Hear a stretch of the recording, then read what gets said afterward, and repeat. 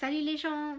Alors, aujourd'hui, on se retrouve pour le quatrième livre que j'ai lu des finalistes du PLIB 2020, qui est La Cité des Chimères de Vania Pratt aux éditions Snadge. Alors, je l'ai lu en e-book, offert par la maison d'édition, je l'avais offert au juré, c'était très sympa, donc je remercie les éditions Snadge de nous avoir offert cet e-book. Je l'ai lu, alors, en 2 fois, comme le dernier livre que je vais vous présenter.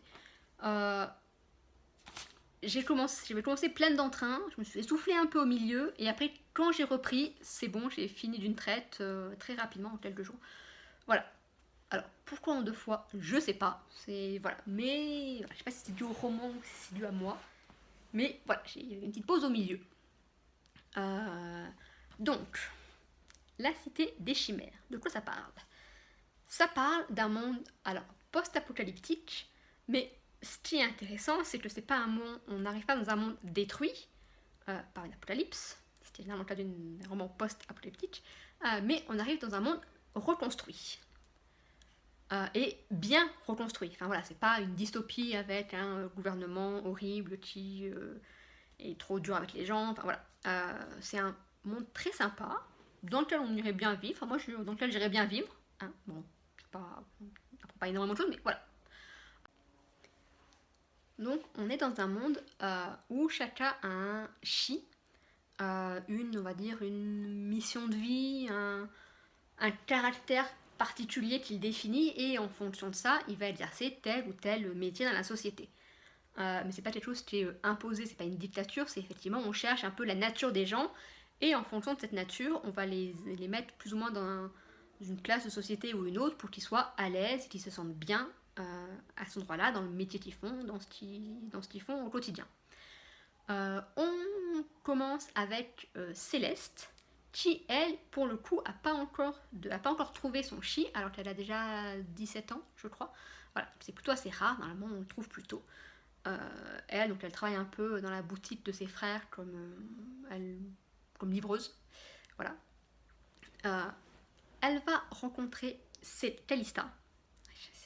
Elle va rencontrer Calista, qui, elle, au début, est une sans loi, on va dire sans caste, on pourrait un peu appeler des castes, le système des chi. Voilà, on ne connaît pas trop son histoire, mais elle va plus ou moins révéler le chi de Céleste, qui est donc une immergente. Alors, ça veut dire que Céleste, quand elle lit un livre, quand elle lit un roman, elle se retrouve projetée dans le roman, et elle peut voir l'histoire du roman se dérouler devant ses yeux, sentir les choses, le froid, le chaud, je sais pas, voilà. Elle peut sentir ça dans le roman, elle est dans le roman. Alors, on est d'accord, on veut tous être immergents. Hein, je pense que si vous regardez la vidéo, vous êtes tous comme moi, on veut tous être immergents.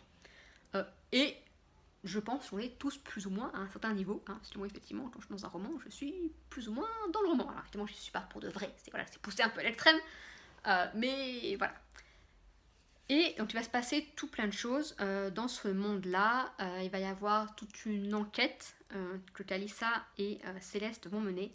Céleste va aider Calista à mener dans ce monde-là. Alors, premièrement, ce monde est super. J'ai beaucoup aimé plusieurs des classes, donc les émergents bien sûr, on est d'accord, on adore tous les émergents.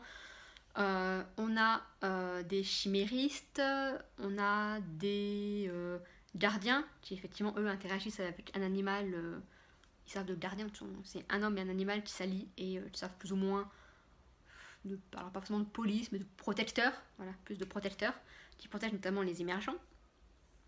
J'ai beaucoup aimé le château dans lequel vivent les immergents, qui s'appelle Septentria, qui est, alors il y a un truc, c'est super, qui est tellement compliqué, le plan du château est tellement compliqué que personne ne peut s'y retrouver.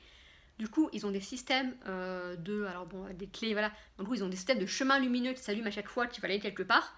Un système de GPS lumineux sur le sol qui les amène d'une salle à l'autre parce que c'est tellement compliqué que personne ne peut se souvenir comment on va d'une salle à l'autre. Ça, je trouve ça cool. Voilà, donc j'ai beaucoup aimé le château, donc le septentrion, le château des Émergents. Après, voilà, le problème, c'est que j'ai tellement aimé ce monde que j'aurais aimé qu'on s'y attarde plus, plutôt que sur le côté, on va dire, enquête, qui, lui, ne m'a pas du tout intéressé. Franchement, là, c'est une enquête, c'est un complot politique qu'on essaie de démonter.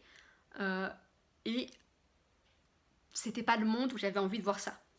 Autant les complots politiques dans Game of Thrones, c'est parfait, ça va très bien. Autant les complots politiques dans ce monde-là, c'est pas forcément ce que j'avais envie de voir. Voilà, donc j'ai beaucoup aimé le monde, mais j'ai pas forcément été portée par l'histoire. Petite anecdote marrante d'ailleurs, quand j'ai commencé donc le roman, donc j'ai lu en lecture commune ce roman avec d'autres personnes du PLIB, mais donc il y a plusieurs chapitres où c'est Céleste, le personnage principal, c'est elle qui raconte, et après il y a un chapitre où c'est c'est pas elle qui raconte, c'est elle le personnage point de vue on va dire, et après c'est Kalissa. Et alors j'ai du mal avec les prénoms en règle générale et dans les romans aussi. Et au début, j'avais pas compris qu'on avait changé de personne. Parce qu'en plus, entre Céleste et Kalissa, à l'écrit, il n'y a pas. Ça commence par la même lettre, il y a un C et un L, enfin il y a un C et un L dans les deux, enfin, voilà, ça a des S, enfin voilà. Et du coup, j'avais pas compris qu'on avait changé de personnage. Donc, le premier chapitre où c'était Kalissa, le personnage dont on parlait de Kalissa, je t'avoue que j'ai plus rien compris, parce que je me dis, mais qu'est-ce que elle n'était pas là, mais qu'est-ce qu'elle fout là, mais pourquoi elle fait ça maintenant, mais ça n'a aucun rapport si elle faisait le chapitre d'avant, c'est quoi ce Beans? En fait, c'est normal, c'est parce que c'était pas le même personnage. Voilà. Donc si vous lisez, faites attention, Céleste et Kalissa, c'est pas le même personnage. Concentrez-vous sur les prénoms. Voilà. Mais c'était j'ai passé un bon moment, c'était une bonne lecture. Et voilà, encore une fois, le monde est fabuleux. Mais voilà, si on avait pu parler un peu plus, finalement, le pouvoir des émergents, il sert très peu. Il y a un pouvoir un peu secondaire qui est de pouvoir déchiffrer, pas n'importe quelle langue, mais ils ont chacun des langues qu'ils peuvent déchiffrer alors qu'ils n'ont jamais entendu parler. Donc voilà, donc Kalissa va servir de ça à un moment donné, elle va être la seule à pouvoir lire une certaine langue, elle va pouvoir trouver des indices grâce à ça, ce genre de choses. Voilà, il y a une personne qui vont chercher, pareil, qui va se servir un peu de du pouvoir des émergents, mais finalement, il sert très peu. Et voilà, j'aurais bien aimé qu'il serve plus. Surtout parce que c'est quelque chose que pouvoir aller dans les livres, c'est un concept. C'est un concept que j'aime bien. Hein. Je pense qu'on aura compris vu le sujet de ma chaîne YouTube. Aller dans les livres, c'est un truc que j'aime bien. Voilà, donc une bonne lecture, lisez-le. Lisez-le en sachant que le monde va servir facilement de décor, mais que la base, ça va rester une enquête de complot. Bye bye.